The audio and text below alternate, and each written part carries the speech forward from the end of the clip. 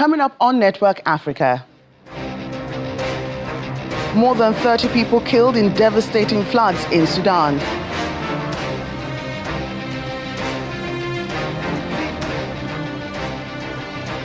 Teachers in Cameroon urge changes to election environment before the October 12 polls. Plus,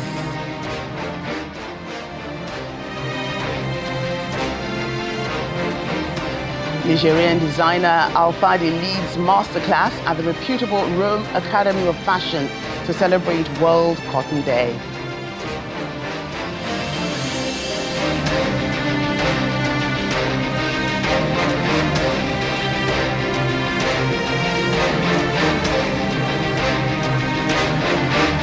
Hello everyone, and thanks for joining us today. I'm Joke Rogers here in Lagos. We're beginning in Sudan, where more than 30 people are said to have died after the Blue Nile, White Nile rivers overflowed as a result of heavy rains. Thousands more people are stranded in the Nile state.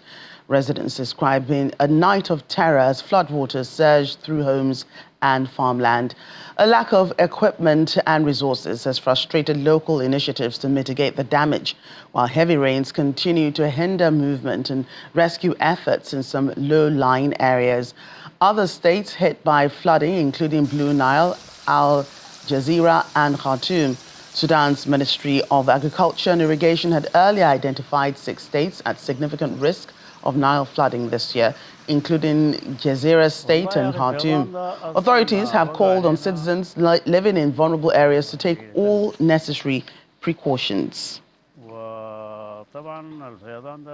In another development, the United Nations has welcomed the conviction of Ali Mohammed Abda al-Rahman for war crimes and crimes against humanity at the ICC.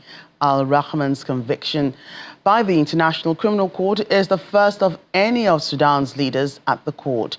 Al-Rahman's atrocities date back more than 20 years. He was known as one of the leaders of the Janjaweed, a government-backed group that terrorized Darfur, killing hundreds of thousands of people. The conflict lasted from 2003 up to 2020 and was one of the world's gravest humanitarian disasters, with allegations of ethnic cleansing and genocide against the region's non-Arabic population. Reacting to the ruling, spokesperson for the Office of the UN High Commissioner for Human Rights, Saif Mangango, said the conviction represents an important acknowledgement of the enormous suffering of victims of the crimes he committed. We welcome today's convictions against Ali Muhammad Ali Abdurrahman, also known as Ali Kushaib, for war crimes and crimes against humanity committed in Sudan's Western Darfur region in 2003-2004. The convictions by a trial chamber of the International Criminal Court represent an important acknowledgement of the enormous suffering endured by the victims of his heinous crimes, as well as a first measure of long overdue redress for them and their loved ones.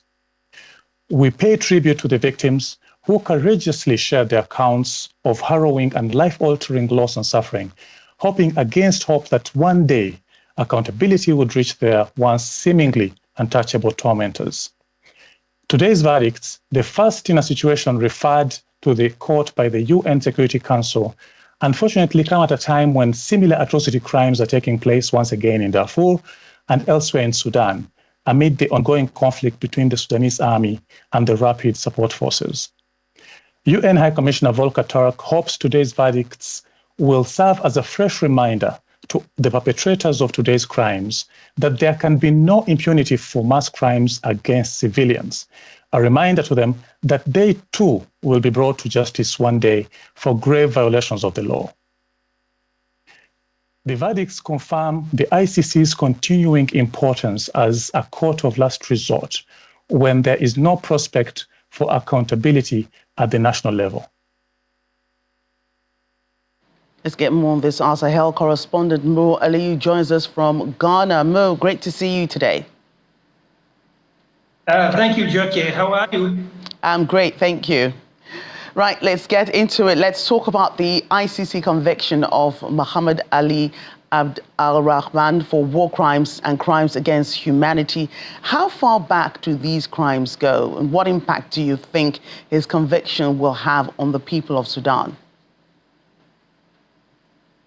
This is an important question because the former Sudanese leader, Omar al-Bashir, when he got into power almost 33, 34 years ago, he actually enabled the Janjaweed militia immediately after he got into power. That was because he wanted to, in quote, deal with his political opponents. That was something close to 25, 30 years ago. So the Janjaweed militia were given free rein in the Darfur region in Western Sudan. And as you said in your introduction, hundreds and thousands of non-Arab population in the Darfur were annihilated, were killed. Chemical weaponry was used against them. It was a harrowing experience. The United Nations has had several warrants of arrest against, leaders of that militia who have recently, have morphed into the rapid support forces who are now in charge of the same region of Darfur.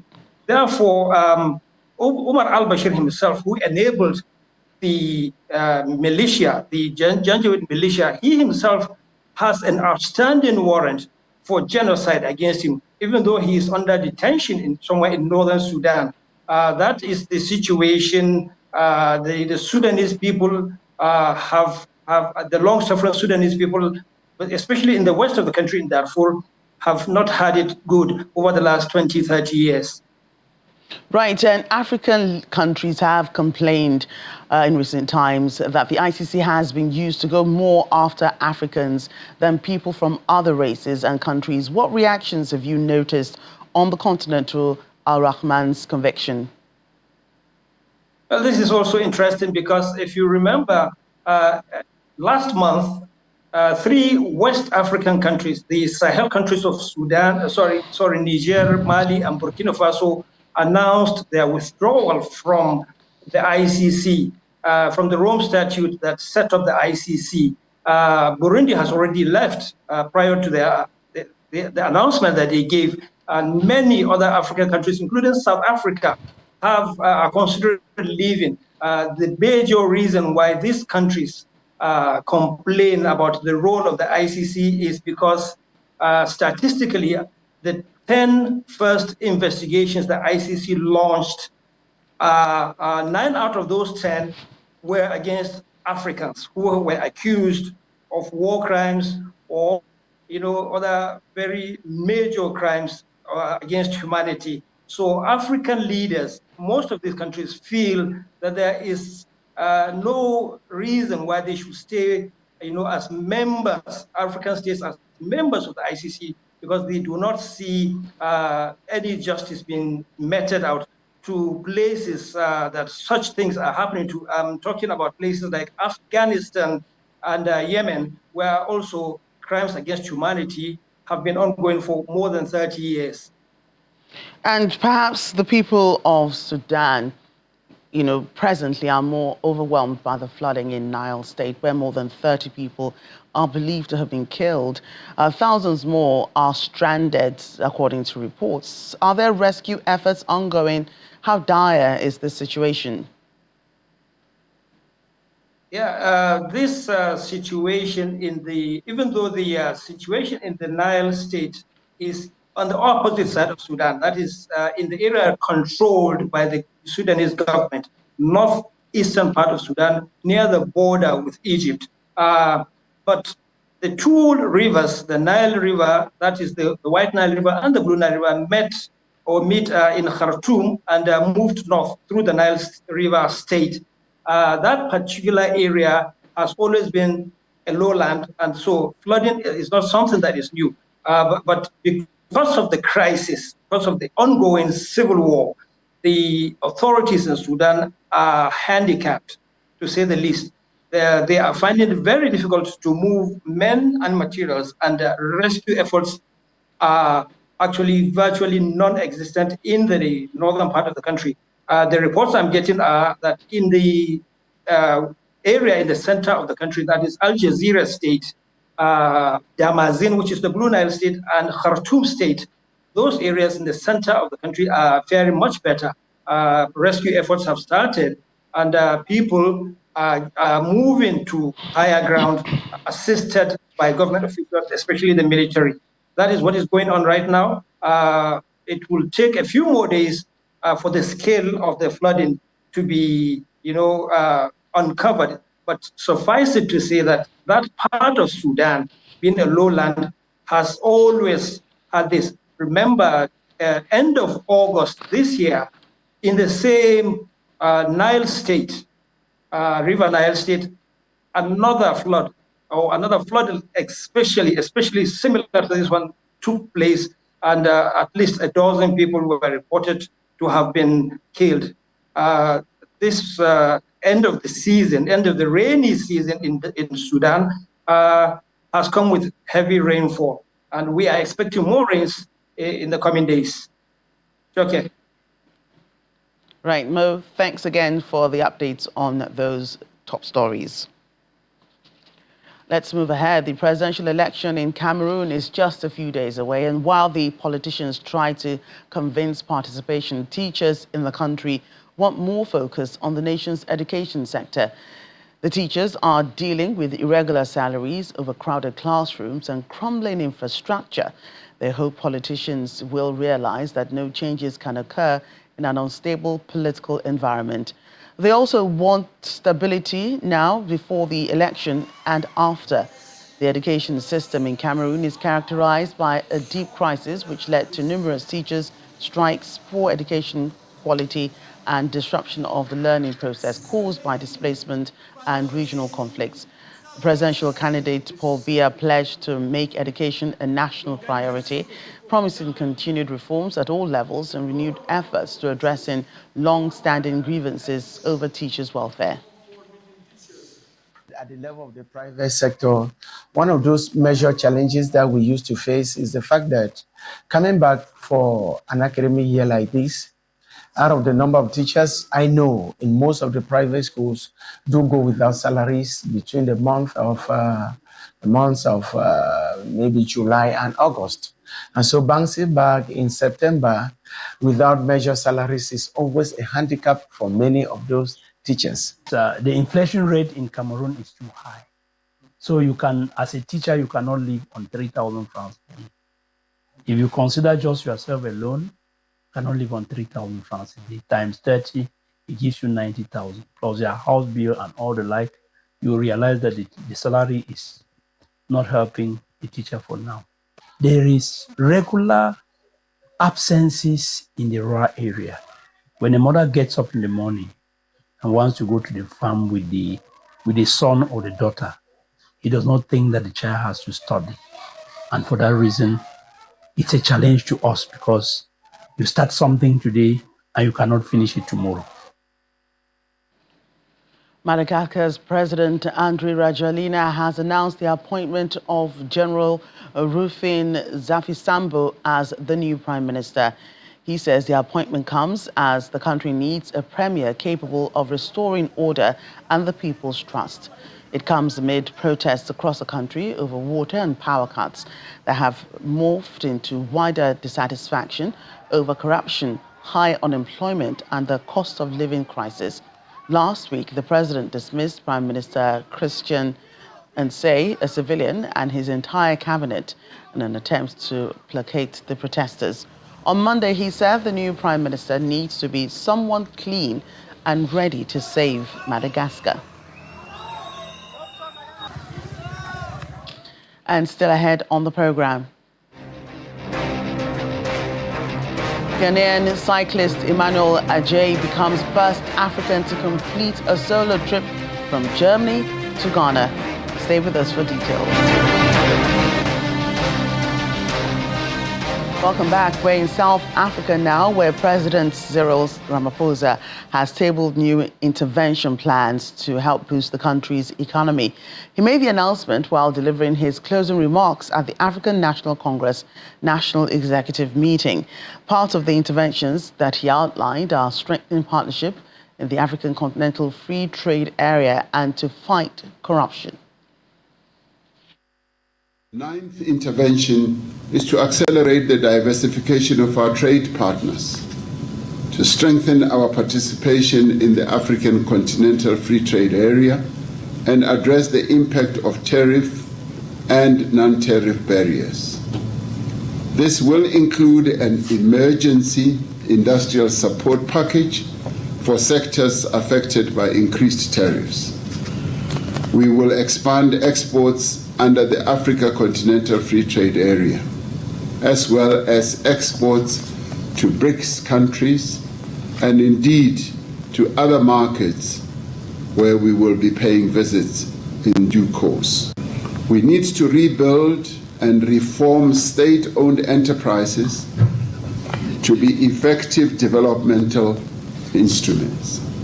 We are already seeing quite a lot of progress in a number of our state-owned enterprises as they are regaining their own capability and also attracting experienced and well-qualified people to come and work in there.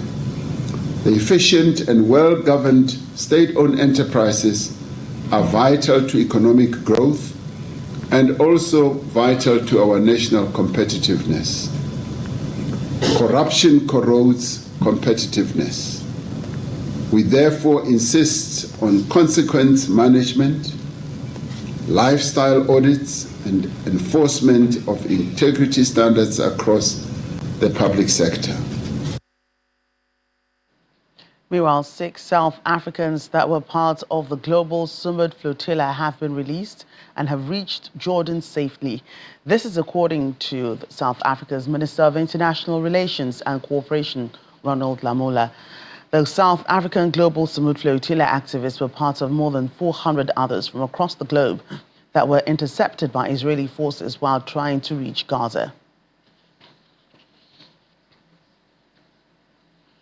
On behalf of the South African government, I hereby confirm the release of the South Africans who were involved in the flotilla initiative. Dr. Fatima Hendricks, Mandla Mandela, Reyes Mula, Caroline Shelva, Dr. Zahir Suma, Zukisa Wema. They were all involved in a noble cause for humanitarian aid for the people of Gaza. We continue to call for all fights to cease and for all bombardment of civilian infrastructure to stop. We also want to thank all those who participated in this initiative and also in the logistics of their safe return. We look forward for them to return to be with their loved ones and back into their own country.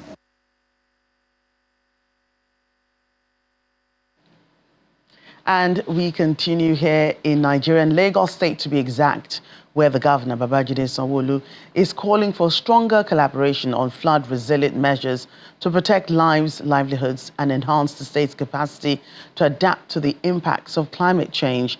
The governor was represented at the 2025 World Habitat Day by the Secretary to the State Government, Abimbola Salu Hudain. He says flooding has become a persistent urban challenge that demands proactive long-term planning. The impacts of climate change seems to be gradually taking a toll in the country as some states are threatened with flooding and some citizens displaced. Lagos State had its own fair share of flooding in the last 2 months.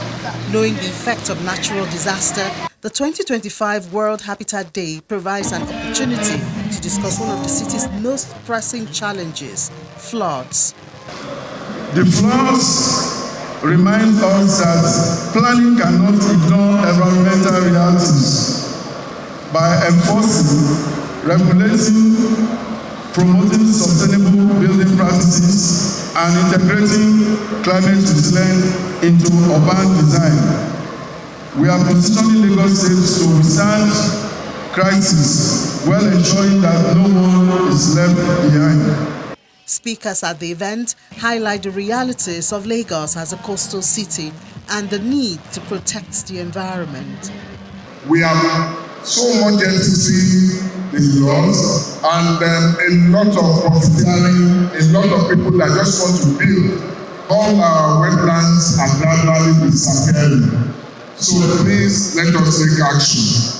We therefore strongly recommend the effective implementation of all master and model city plans and indeed other plans under an agency to be specifically saddled with such responsibility. As witnessed in recent times, the Minister of Environment should continue the good work of removing all illegal construction of floodplains and also prevent dumping of refuse in drains. Representing the state governor is the secretary to the state government, who says that over 6,000 residents have been affected by floods this year, and collective efforts that must be made to make Lagos more flood resilient. In the year 2025 alone, over 57,000 residents were impacted, with more than 3,000 displaced and countless homes damaged. My administration is adopting a comprehensive approach to urban planning and development, integrating sustainable practices that prioritize resilience and adaptation. The theme for this year's World Habitat Day is Urban Crisis Response, Flooding in Focus, and serves as a reminder to all citizens to play their part in making Lagos a more flood-resilient and sustainable state. Saudi Arabia currently has over 3,200 Nigerians who have graduated from different universities in the country. The university representative in Saudi Arabia, Professor Saad Daja, made the disclosure at a forum on tertiary education in Saudi Arabia in Abuja. Professor Dajem explains that the country is looking to double that number. He says due to Nigeria's huge population on the African continent, Saudi Arabia plans to reduce acceptance costs for Nigerian students to encourage more applications. He noted that contrary to the belief that non-Muslims are not allowed to school in Saudi Arabia, the country has a sizable Christian student population. There are more than 850 students from this country studying in Saudi University, and this forum is to make sure to still communicate with our alumni who graduated from Saudi Arabia. We found Nigerian students and the surrounding countries very active, very ambitious, and we found them when they come back to their country to contribute in the sustainable development, either for personal level or in the country level. And we are actually proud to accept more Nigerian students in our university in different disciplines: education, engineering, science, Arabic language, religious studies, and medical sector. Hopefully, we will, inshallah, arrange a good acceptance rate for this country, because it contributes a huge number of population in African continent.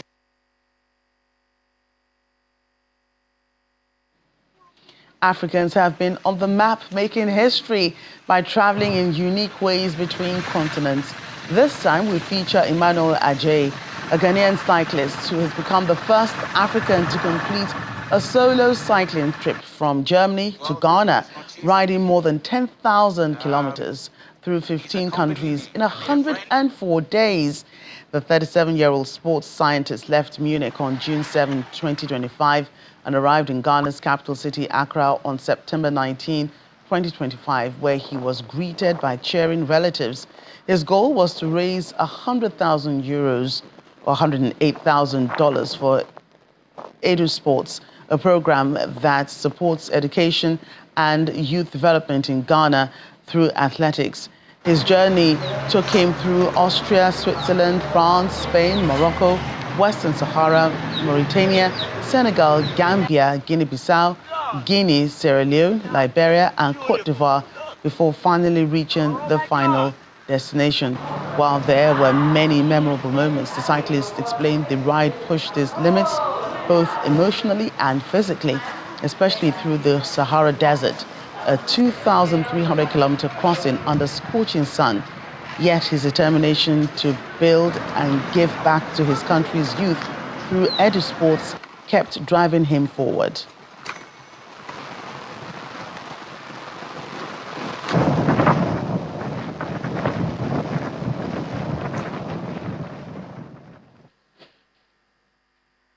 And as we end the program, did you know that Morocco is home to the oldest university in the world? It's called the University of Al Qarawiyyin, founded in 859 and in Fez, Morocco. It was founded as a mosque by Fatima al-Fihri and became the leading spiritual and educational center of the Islamic Golden Age. It was incorporated into Morocco's modern state university system in 1963 and renamed University of Al Qarawiyyin 2 years later. The Arabic name of the university means University of the People of Qarawiyyin. And now you know. That's our program today. Thank you for watching. I'm Joke Rogers.